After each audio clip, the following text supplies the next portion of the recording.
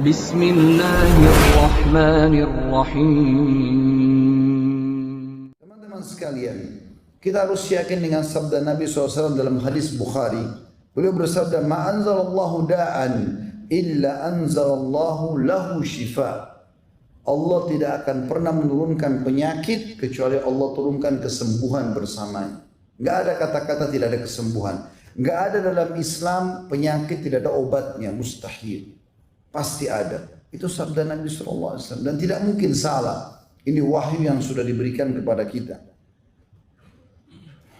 Maka yang harus dilakukan 3 hal. Yang pertama, yang ini yang orang tinggalkan adalah berdoa, berzikir, salat, sedekah, taubat.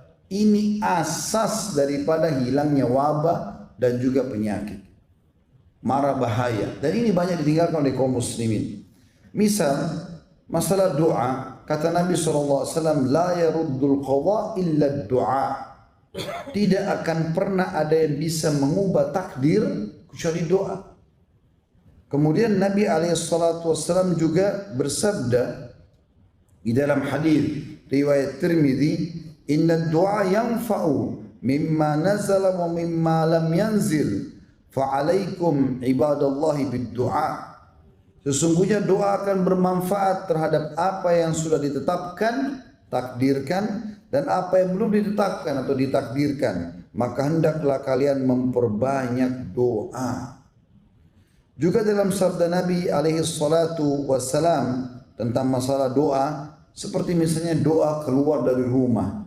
Biasakan membaca doa ini. Kata Nabi SAW, siapa yang keluar rumah membaca Bismillah, tawakkaltu ala Allah, la hawla wa la quwata illa billah. Dengan nama Allah, aku bertawakal kepada Allah, menyerahkan diri kepadanya dan tidak ada yang kekuatan kecuali milik Allah. Kata Nabi SAW, apabila seseorang keluar rumahnya, lalu dia membaca doa tadi, maka Allah akan menjawab mengatakan, engkau akan diberi petunjuk, dicukupkan dan selalu terjaga. Maka syaitan pun akan menyingkir darinya. Syaitan yang lain berkata, bagaimana mungkin engkau bisa mengganggu seseorang yang telah mendapat petunjuk, kecukupan, dan penjagaan. Ini sebuah hal yang luar biasa. Bagaimana dia membaca doa keluar rumah misalnya. Begitu juga dengan doa-doa yang lain. Ya.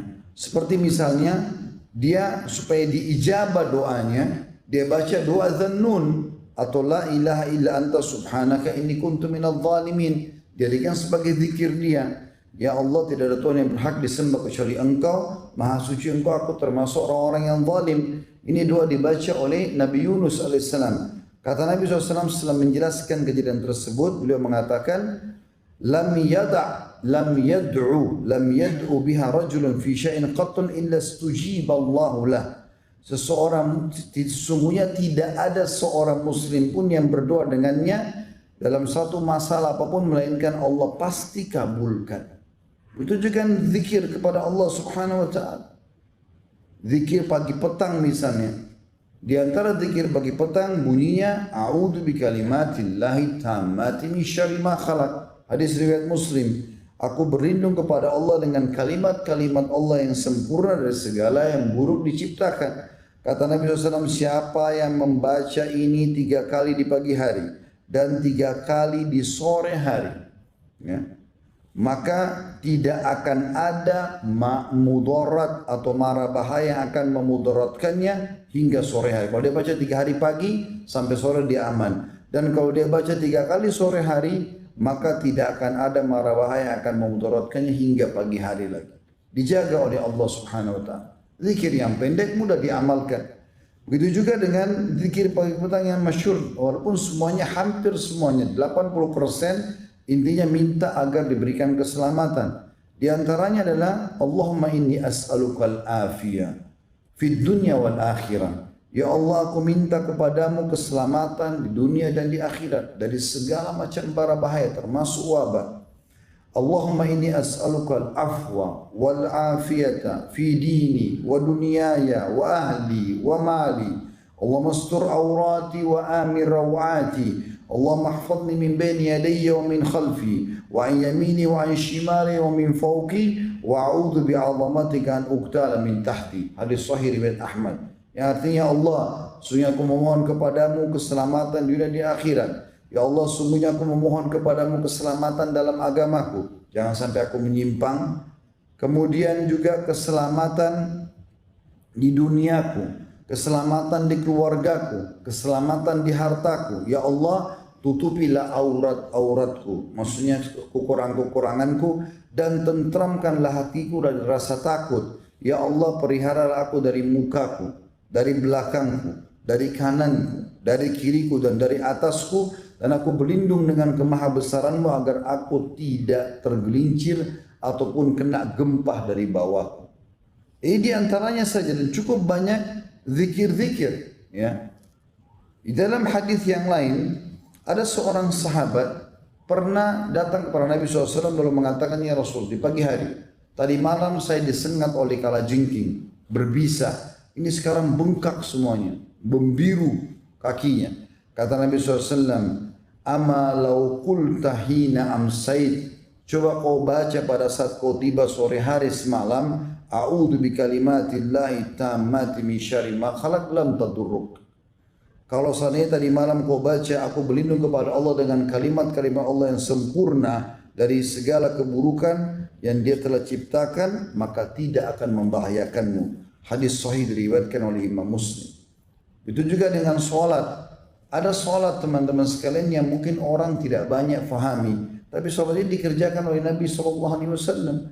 Itu solat yang sifatnya mutlak. Dikatakan dalam sebuah hadis yang sahih riwayat Ahmad, Abu Daud, hadis Hasan riwayat Ahmad dan Abu Daud, karena Nabi SAW idza hazabahu shalla, idza hazabahu al-amr shalla. Bahwasanya Nabi SAW setiap kali ada masalah yang dihadapi, pasti beliau langsung pergi sholat. Dan sholat ini sifatnya bukan duha, bukan sholat malam, bukan sholat wudu, bukan taubat. Antum wudu, sholat, niat pendekatan diri kepada Allah. Ya, ini dibolehkan, dimutlakkan ya sholat ini. Dan ini dikerjakan. Begitu juga teman-teman memperbanyak amal saleh seperti sedekah. Ini banyak menghilangkan dari wabah dan permasalahan. Hadis Nabi SAW riwayat Tabarani dengan sanad sahih, sana'iul ma'ruf taqiyu masari as-su. Sesungguhnya semua perbuatan kebaikan, ketakwaan kepada Allah akan menjauhkan dari segala macam masalah berat atau yang buruk atau kejahatan. Wa sadaqatus sir tudfi'u ghadabur rabb, dan sedekah secara sembunyi-sembunyi akan meredam murkanya Allah. Wasilatur rahim tazidu fil umur, dan melanjutkan hubungan silaturahim akan menambah panjangnya umur.